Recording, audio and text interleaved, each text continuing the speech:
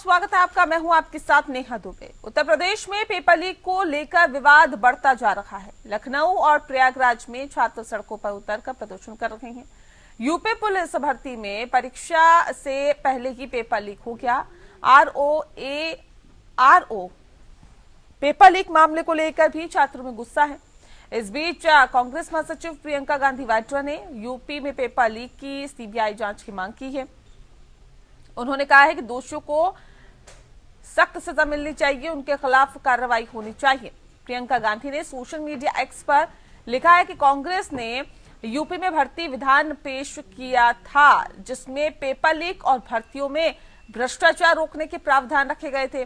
Paper leak संकट को देखते हुए हमारी मांग है कि हाल ही में हुई दोनों पेपर लीक की घटनाओं की सीबीआई जांच हो और दोषियों के खिलाफ सख्त कार्रवाई हो। एक परीक्षा कैलेंडर जारी हो जिसमें विज्ञापन, परीक्षा नियुक्ति की तारीखें दर्ज हो और इसका उल्लंघन होने पर सख्त कार्रवाई की जाए। भर्तियों के साथ आरक्षण में भ्रष्टाचार रोकने के लिए सामाजिक न्याय पर्यवेक्षक का नियुक्त हो। युवाओं का भरोसा बहाल करने के लिए सभी परीक्षाओं के फॉर्म निःशुल्क किए जाएं। परीक्षा देने के लिए युवाओं को फ्री बस और ट्रेन मुहैया कराई जाए। उत्तर प्रदेश पुलिस भर्ती की ओर से आयोजित सिपाही भर्ती परीक्षा में पेपर लीक का आरोप लगाते हुए हजारों अभ्यर्थियों ने लखनऊ के इको गार्डन में प्रदर्शन किया। उन्होंने भर्ती बोर्ड के खिलाफ नारेबाजी करते हुए फिर से परीक्षा कराने की मांग की। प्रदर्शन स्थल पर पीएसी समेत भारी पुलिस बल मौजूद रही।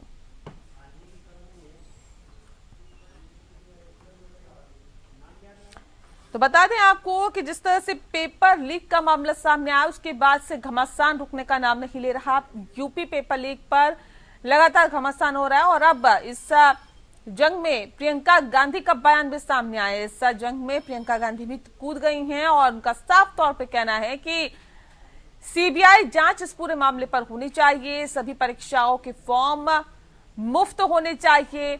लखनऊ में अभ्यर्थियों का प्रदर्शन बदस्तूर जारी है। प्रयागराज में यूपीपीएससी के गेट पर यह प्रदर्शन हो रहा है। अभ्यर्थियों की मांग है कि फिर से परीक्षा कराए सरकार।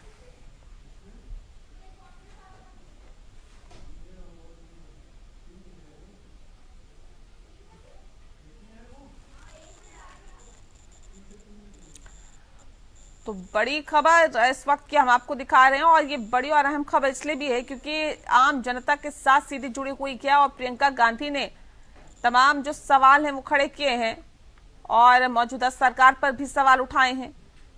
उनका कहना है कि जब कांग्रेस की सरकार थी तो कानून था और उसके बाद ठंडे बस्ते में डाल दिया गया। इस पूरे मामले की सीबीआई जांच की मांग की गई है। प्रियंका गांधी लखनऊ में अभ्यर्थियों का जो प्रदर्शन हुआ उस पर भी उन्होंने बोला।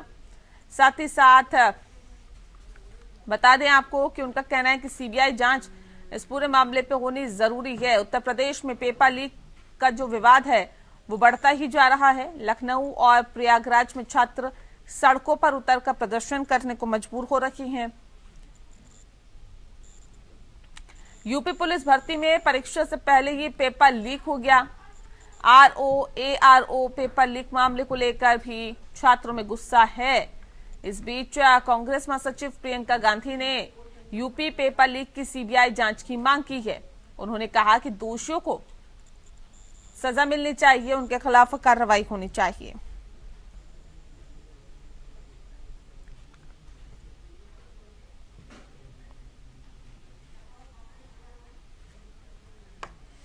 और इस विषय पे तफसील से चर्चा करेंगे। खास मेहमान हमारे साथ मौजूद हैं, उनसे आपका परिचय करा देते हैं। इस वक्त हमारे साथ डॉक्टर विजय खैरा साहब हैं, बीजेपी के प्रवक्ता हैं, बहुत स्वागत है आपका।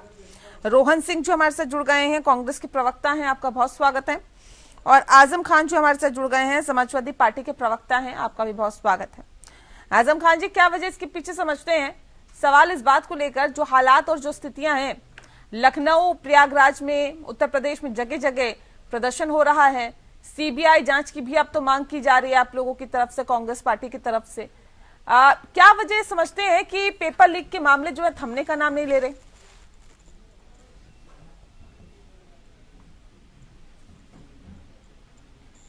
आवाज मिल रही है आपको आजम जी? अच्छा, ओके मैम। समाजवादी पार्टी हमेशा से कह रही है कि नौजवानों के साथ खिलवाड़ नहीं होना चाहिए। और ये जो वर्तमान भाजपा सरकार है, ये जब 2017 से आई है, किसी भी नियुक्ति को इन्होंने फाइनल नहीं किया है। कोई नियुक्ति इनकी हाई कोर्ट में लंबित है, कोई सुप्रीम कोर्ट में लंबित है। अभी कल विधानसभा पे 69,000 शिक्षक भर्ती जो है पिछले 5-7 सालों से लंबित है, उसमें इन्होंने रिजल्ट भी फाइनल कर दिया, सब कुछ फाइनल कर दिया है। उसके बाद हाई कोर्ट से कुछ इश्यूज आ गए थे, लेकिन इनके सॉलिसिटर जनरल, इनके एडवोकेट जनरल उस केस को कायदे से पैरवी ही नहीं करते हैं कि वो 69,000 शिक्षक जो आज 2 साल 3 साल से तनख्वाह उठा रहे होते हैं, वो अभी विधानसभा के सामने प्रदर्शन कर रहे हैं। इसी तरह से आरओ की भर्ती जो कि अभी हाल में हुई है, उसका पर्चा लीक हुआ है। उसमें भी कल तमाम अभ्यर्थियों ने प्रयागराज में आयोग के सामने प्रदर्शन किया है और उन्होंने आयोग का नाम बदल के लीक लोक सेवा आयोग कर दिया है। तो ये तो बहुत ही अशुभ बात है। ठीक है रोहन जी का मैं रुक कर लेती हूँ सर, मैं आती हूँ। रोहन जी, अब क्यों आप लोगों को ऐसा लगता है बिना सीबीआई जांच की बात नहीं बनेगी? अब तो सीबीआई जांच ही होनी चाहिए, हालात इतने खराब हो गए। नेहा जी, मैं खुद इलाहाबाद का रहने वाला हूँ और मैंने खुद देखा है बच्चों को पढ़ते संघर्ष करते। लोग खेत बेच के बच्चों को भेजते हैं पढ़ने के लिए।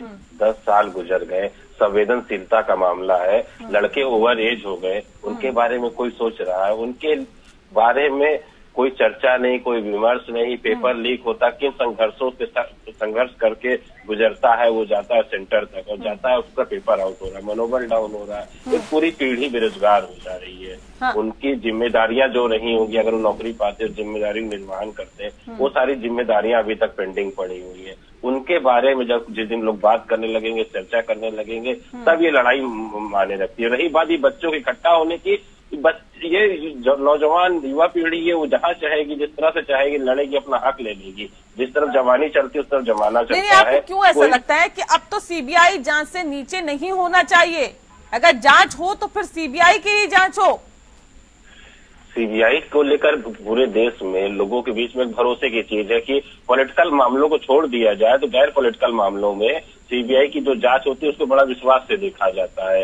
इंटरफेरेंस कम रहता है स्टेट मशीनरी का, इसलिए भी एक वजह है कि मानते हैं ना कि स्टेट का और केंद्र का भी कम रहता है और सरकार के इशारों पे काम नहीं करती है सीबीआई और ईडी और सीबीआई, मानते हैं नेहा जी? फिर मैंने क्या बोला, गैर राजनीतिक मामलों को लेकर सीबीआई का। फिर उसके बाद नेहा जी आप हमको बताइए कौन सी एजेंसी है? फिर यूएन से तो मंगाएंगे नहीं, संयुक्त राष्ट्र को एजेंसी भेजेगा। हमारे पास जो है उसी संसाधनों में करना है और कोई विकल्प तो बेरोजगारों को, नौजवानों को तो दिया नहीं गया है। तो जो हमारे पास उपलब्ध संसाधन सीबीआई सबसे बेहतर है, पहले भी होती रही है, इसमें कौन सी समस्या है? पहले भी सीबीआई जांच की मांग होती, सीबीआई जांच हुई है। उत्तर प्रदेश लोक सेवा आयोग की कितनी बार हुई।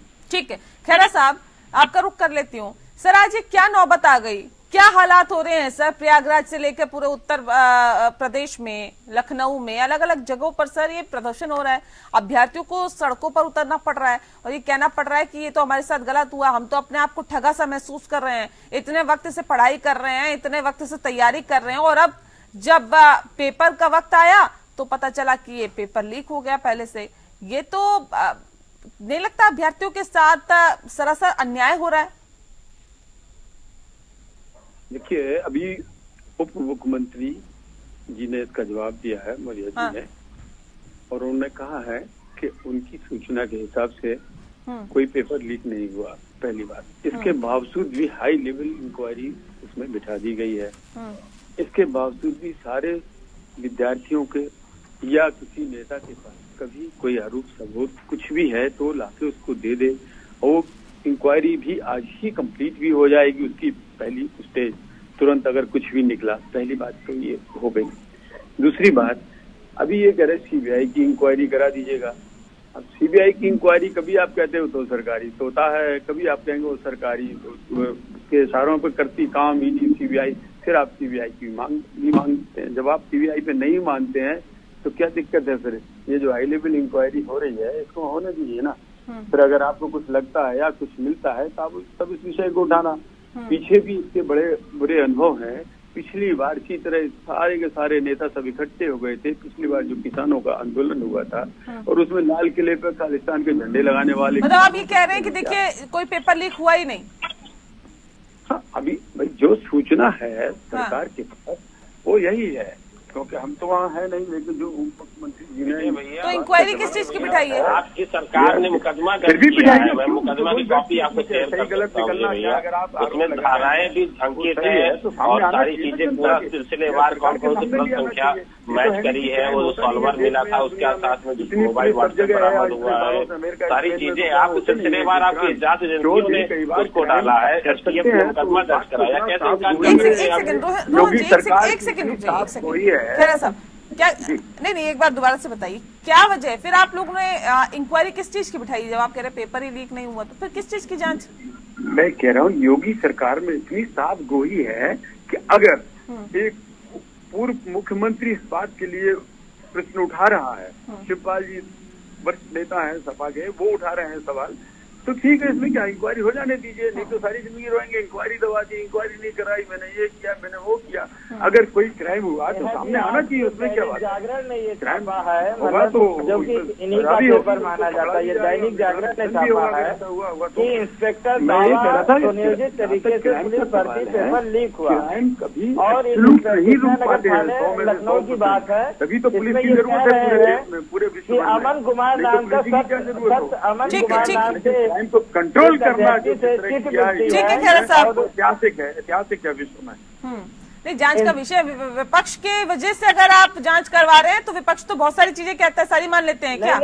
मैं ये करा लेते हैं जो बता दूं, इंस्पेक्टर का दावा सुनियोजित तरीके से पुलिस भर्ती पेपर लीक और इससे एफआईआर भी हुई है। उसका कहना है अमन कुमार नाम का एक अभ्यर्थी है जिसके पास से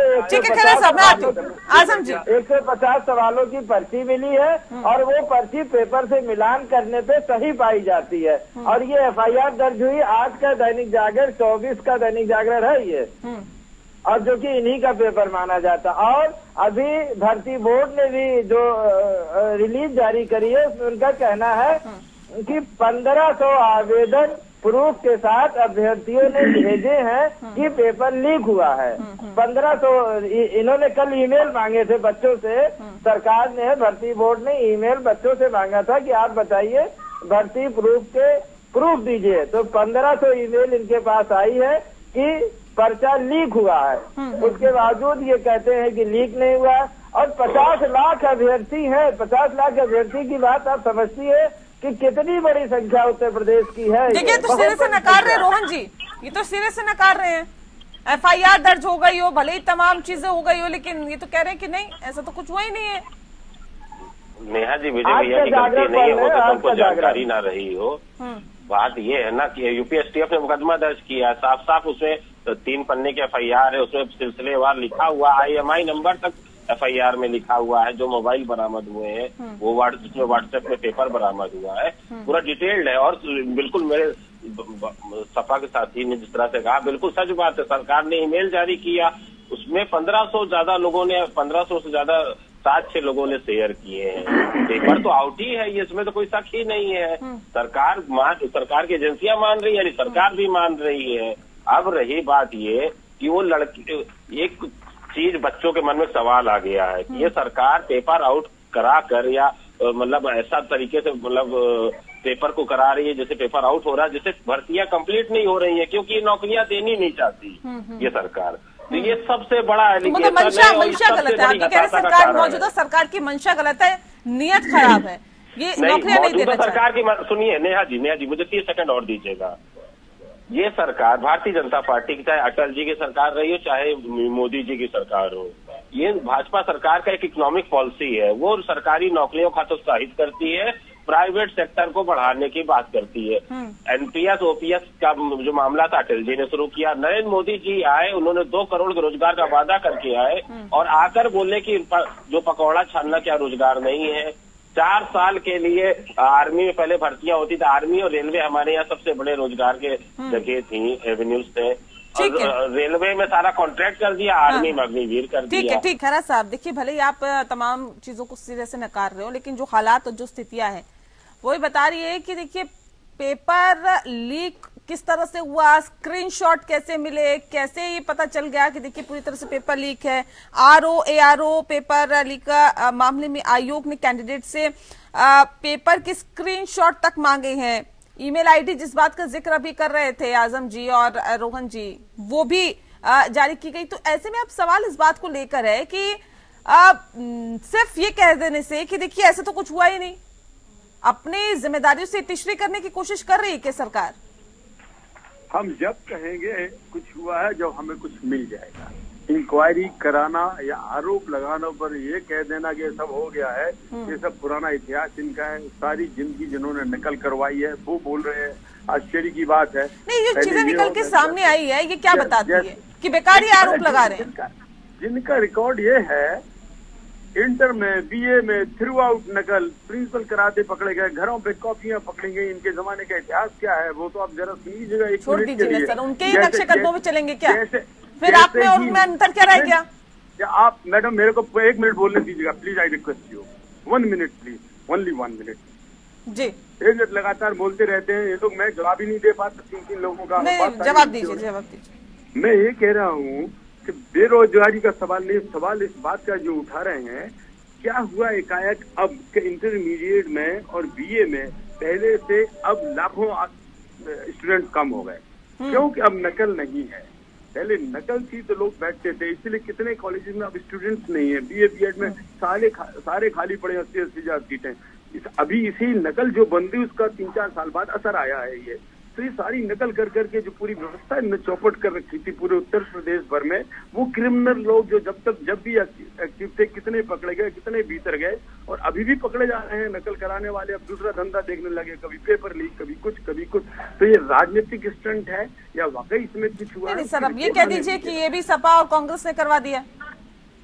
अभी आने दीजिए ना रिपोर्ट सामने, क्योंकि किसान में पकड़े गए थे ना करवाते हुए। अब तो मान रहे हैं ना कि हुआ है ऐसा, पेपर लीक हुआ है, ये तो मान लिया आपने। पिछले बार नहीं मान लेने का सवाल ही नहीं, वो तो जब इंक्वायरी आएगी सामने तब आएगी तो मानेंगे भी, उसमें क्या बात है। अगर है ऐसा हुआ है तो मानेंगे, मना थोड़ी। ठीक है रोहन जी, देखिए सीधे सीधे आरोप लग रहे हैं आप लोगों पर, पूरे गठबंधन पर ही। अब तो मैं ये कहूंगी नकल कराते रहे। नेहा जी, विजय भैया की बात मान लेते हैं, कह देते हैं कि हाँ समाजवादी पार्टी ने और भारतीय राष्ट्रीय कांग्रेस ने मिलकर पेपर आउट करा दिया, सरकार इनकी है, भेज दे जेल। रोहन सिंह को जेल भेज दे, सोनिया जी को जेल भेज दे, प्रियंका जी को जेल भेज दे, राहुल गांधी को जेल भेज दे, अखिलेश यादव को जेल भेज दे, कभी सब पेपर आउट करा रहे थे, सब मिल के बैठ के पेपर सॉल्व करके दे रहे थे लोगों को। क्या बात है, क्या तर्क है? समाजवादी पार्टी और कांग्रेस पेपर आउट करा रही है, इनका कहना है।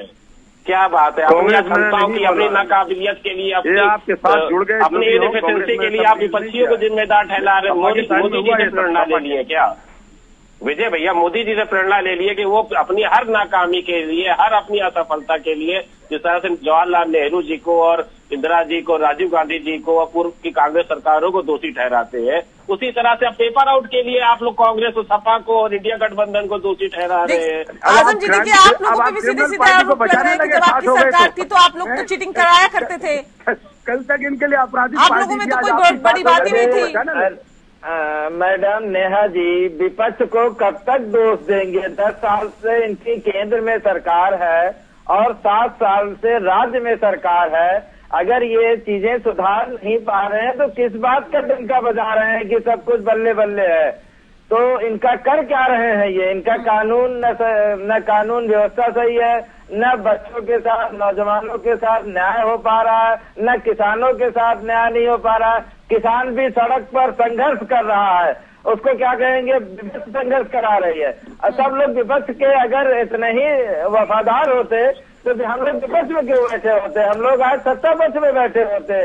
तो इनको ये मानना पड़ेगा कि जमीन पे परेशानियां हैं, वो परेशानियां जनता अपनी उठा रही है, उसका इन्हें जवाब देना पड़ेगा। चाहे नौजवानों की परेशानियां हो, चाहे किसानों की परेशानियां, हालात को सुधारने के लिए कहाँ सुधार पा रहे हैं हालात? अभी भी हालात जैसे थे वैसे की वैसे बने हुए हैं, जस के तस हालात है। तो आप क्यों कहते हैं कि यूपी बदल रहा है, हालात बेहतर हो रहे हैं, सुशासन की बात आप लोगों की तरफ से की जाती है? कैसे? अखिलेश यादव जी ने तो अपने कार्यकाल में जब लोगों की आंख से मोतिया बिल्कुल ठीक हो जाएगा चश्मा उतार के देखेंगे तब इनके समझ में आएगा। जनता की नजर से देखो, जनता की नजर से उत्तर प्रदेश में 5 साल बाद दोबारा नजर ये चल रही है जो किसान जनता सड़कों पे है, क्यों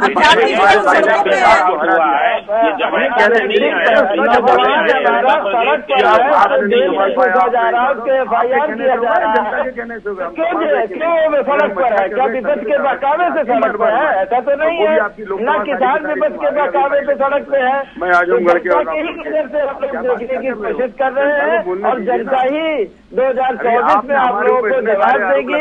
जो ये गठबंधन बना है लोकतांत्रिक मूल्यों की रक्षा करने के लिए, जो राममनोहर का सिद्धांत है, जिसकी जितनी संख्या उतनी हिस्सेदारी, और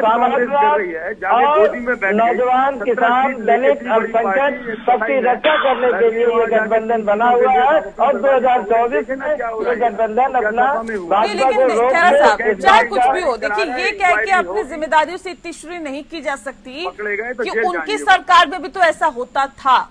अगर आपको जनता ने सत्ता में बिठाया है, आपको सत्ता सौंपी है, तो कुछ उम्मीदों के साथ, कुछ आशाओं के साथ उन पर खरा उतरना आपकी जिम्मेदारी है। तो ये कह के बिल्कुल भी इतनी शुरू मत करिए अपनी जिम्मेदारियों से कि वहां पे भी ऐसा होता था, उस वक्त भी ऐसा होता था। अब नहीं होना चाहिए क्योंकि आप सत्ता में बैठे हैं। बहरहाल बस शुक्रिया आप सभी मेहमानों का हमारे साथ इस खास चर्चा में शामिल होने के लिए। खास पेशकश में इतना ही। नमस्कार।